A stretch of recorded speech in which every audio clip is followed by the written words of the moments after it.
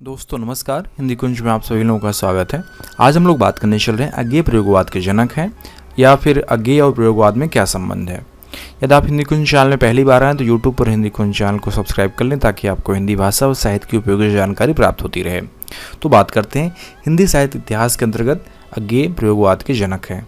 तो इस विषय पर बात करेंगे। इस तरह के प्रश्न आपकी परीक्षाओं में आ सकते हैं, तो आप या परीक्षा उपयोगी दृष्टि से आप लोगों को बताया जा रहा है कि आप अपनी परीक्षाओं में किस प्रकार लिखेंगे कि अज्ञेय प्रयोगवाद के जनक हैं।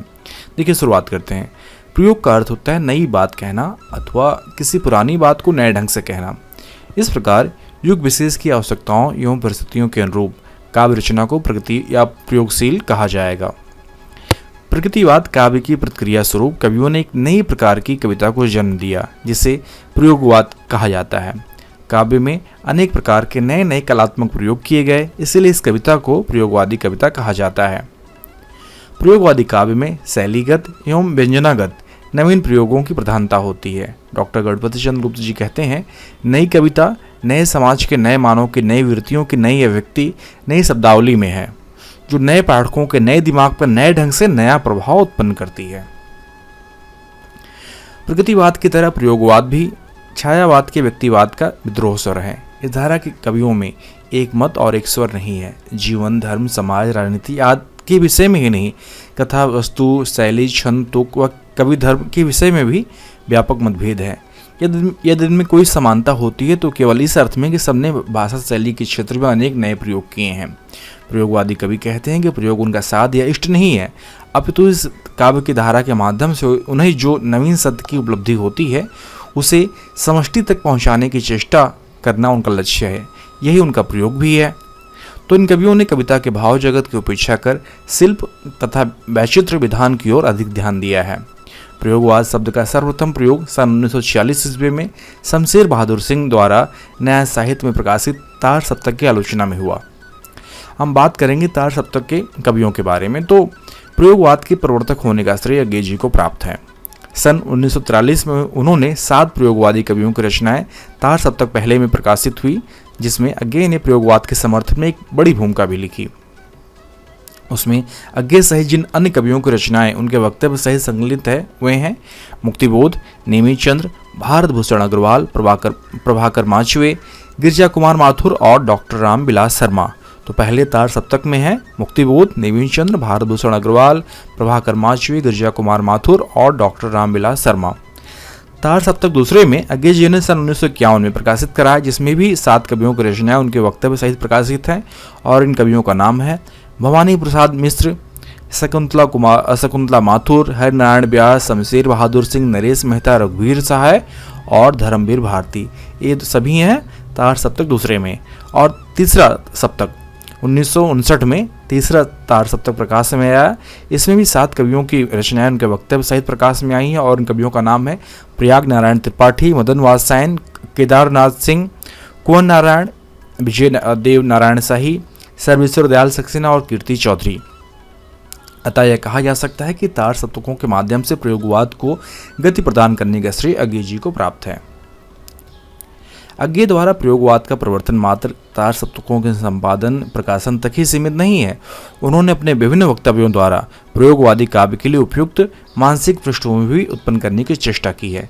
सच तो यह है कि उस काल में अज्ञेय के वक्तव्य सारगर्भित, संयत और संतुलित हैं। प्रयोगवादी काव्य के विभिन्न तत्वों को आपने बहुत जोरदार ढंग से आपने उपस्थित किया। कुछ उनकी बातें यहाँ पे कही जा सकती हैं।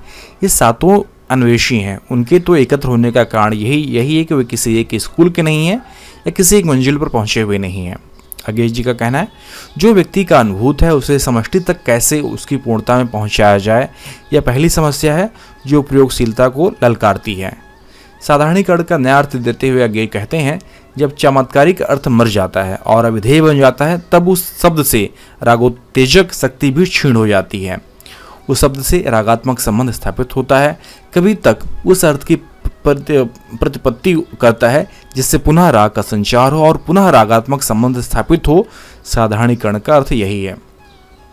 काव्य सृजन के द्वारा भी अज्ञेय ने प्रयोगवाद को गति और दिशा प्रदान की। उनके प्रसिद्ध कविता संग्रह हैं भग्नदूत, इतलम, हरी घास पर क्षण भर, बावरा हेरी, इंद्रधनुष रौंदे हुए, अरियो करुणा प्रभा में, आंगन के पार द्वार, कितनी नाव में कितनी बार और सुनहरी सैवाल।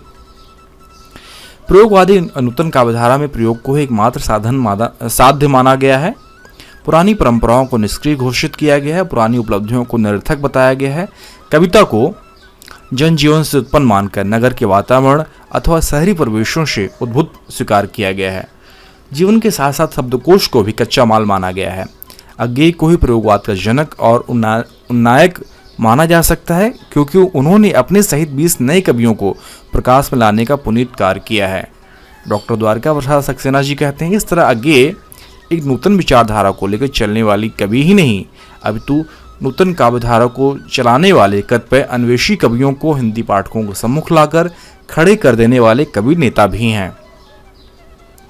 साथ ही अज्ञेय ने प्रयोगवादी नई कविता और नई कवियों की पृष्ठभूमि तैयार की, उन्हें हिंदी काव्य के क्षेत्र में पदार्पण करने की प्रेरणा भी दी है। उनकी बारीकियों, मान्यताओं, उपलब्धियों की वकालत की है।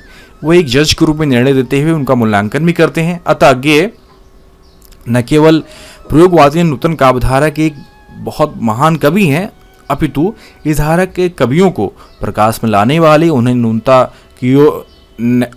की ओर प्रेरित करने वाले, उनके लिए काव्य भूमि तैयार करने वाले, उनकी उपलब्धियों से हिंदी पाठकों को अवगत कराने वाले, उनकी मान्यताओं की वकालत करने वाले और छायावाद और प्रकृतिवाद पर आक्रमण करने वाले, नूतन वस्तु, नूतन शिल्प दृष्टि संपन्न इन नूतन प्रयोगवादी काव्यधारा के पुरोहित एवं प्रवर्तक ही नहीं, अपितु कवि, वकील, जज भी हैं।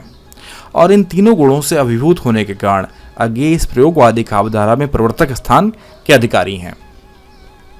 तो इस प्रकार हम जान पाए कि अज्ञेय क्यों इस प्रयोगवादी काव्यधारा के प्रवर्तक हैं और अज्ञेय प्रयोगवादी काव्यधारा के जनक माने जाते हैं, और प्रयोगवाद के संबंध में अज्ञेय जी के स्वयं के क्या विचार हैं।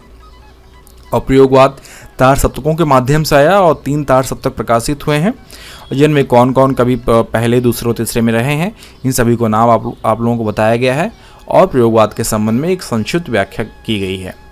यदि आपको ये लेख लिखित रूप में चाहिए तो नीचे डिस्क्रिप्शन बॉक्स में लिंक दिया गया है, जहाँ पर जाकर आप अज्ञेय प्रयोगवाद के जनक निबंध आप प्राप्त कर सकते हैं।